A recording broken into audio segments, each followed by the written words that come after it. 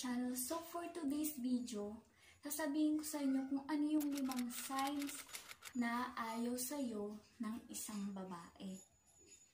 So ayan, hindi ko na po pahabain pa itong video na to. Kasi kahit napakarami pa po yung signs na ibigay ko po sa inyo, na sabihin ko po sa inyo, iisa lang naman po yung patutunguhan nito at kalalabasan. Na hindi po kayo gusto ng taong gusto nyo. Na hindi po kayo gusto ng babaeng ginugusto nyo. Yun po. So, una po sa lahat, yung nag-chat ka po sa kanya, tapos ang tagal niya po mag-reply. Yung pag nag-reply po siya sa inyo, aabutin po yun ng ilang minuto, ganon. Pero online po siya. Nakakapag-shared post po siya, pero hindi niya po agad ma-replyan yung message nyo. Kasi nga po, hindi po siya interesado sa sasabihin mo, sa kung ano man po yung sasabihin nyo. Kasi nga po, hindi niya po kayo gusto. Yun lang po yun. Pangalawa, yung hindi siya natutuwa sa'yo. Yung kahit may sense of humor ka naman, na kahit anong gawin mong effort para pasayahin siya, magbumanat-banat ka dyan ng kung ano-ano na mga cheesy lines, hindi pa rin siya natutuwa sa'yo.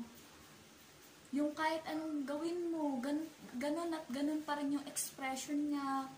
Di man lang siya tumatawa, kung tumawa man siya, peke. Kasi mararamdaman mo yun kung peke siya tumawa. Kung hindi talaga siya masaya sa mga sinasabi mo. Kasi nga, hindi siya interesado sa'yo. Hindi siya interesado sa sasabihin mo. Ayaw kanyang kausap, ganon. Ibig sabihin, hindi kanya kasi gusto. Pangatlo, yung hindi siya nagtatanong about sa personal life mo. Kasi nga, bakit siya magtatanong sa personal life mo kung hindi ka nga niya gusto? 'Di ba? Kaya para ako sa'yo, iwasan mo na lang 'yan. Kasi nga hindi ka niya gusto, aasa ka lang sa wala. Pang-apat, yung nagkukwento siya about sa mga crush niya, ganon. Yung ikaw yung pinaglalabasan niya ng mga sama ng loob niya, ng gusto niyang sabihin, na hindi niya masabi sa iba. Yung sabi niya, uy, nakita ko yung crush ko, ganito, ganyan. Ang gwapo-gwapo niya talaga. Tapos ganito, lalo ko nai-inlove sa kanya kapag nakikita ko siya, pag umingiti siya, ganon, ganon. Ibig sabihin, kasi bakit siya magsasabi sa'yo ng ganon, diba? Kung ikaw yung gusto niya. Siyempre, hindi siya maggaganon sa'yo kung ikaw talaga yung gusto niya, diba? Ibig sabihin, pinapamukha niya lang sa'yo na hindi ka niya talaga gusto. Natigilan mo na siya, ganon. Kasi ayaw ka rin niya umasa, kaya ganon. Panglima, yung sasabihin niya sa'yo na may boyfriend na siya, na may jowa na siya, kahit ang totoo, wala naman talaga. Kasi nga, hindi ikaw yung gusto niya.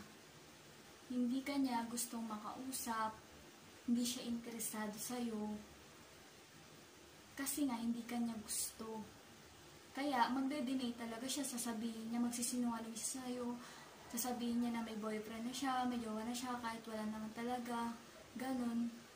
Para layuan mo na siya, iwasan mo na siya, tigilan mo siya sa pangungulit mo, ganun. Kasi nga, ayaw ka niya masaktan, ayaw ka niyang umasa. Oo, masasaktan ka kasi nga, hindi ka niya gusto. Kasi mahal mo siya, gusto mo siya. Pero, mawawala din naman yan. Basta, mag-focus ka sa study mo, kung nagtatrabaho ka man sa trabaho mo, sa family mo, maraming nagmamahal sa'yo, hindi lang siya. Hindi ka man niya mahalin, may taong magmamahal sa'yo, na higit pa sa pagmamahal mo, na higit pa sa gusto mong mangyari, ganun. Basta mag-wait ka lang. Hindi naman kasi dapat yan minamadali.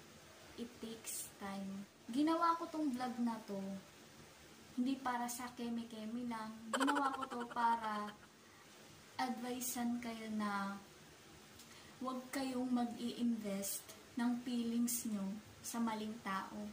Kaya dapat piliin nyo yung nararapat na babae para sa inyo. So, kung nagustuhan nyo po ang aking vlog for today, please give me a thumbs up. At sa mga bago po dito sa aking channel, huwag nyo pong kakalimutang mag-subscribe para updated po kayo sa aking mga bagong video. Yun lamang po. See you on my next vlog. Bye!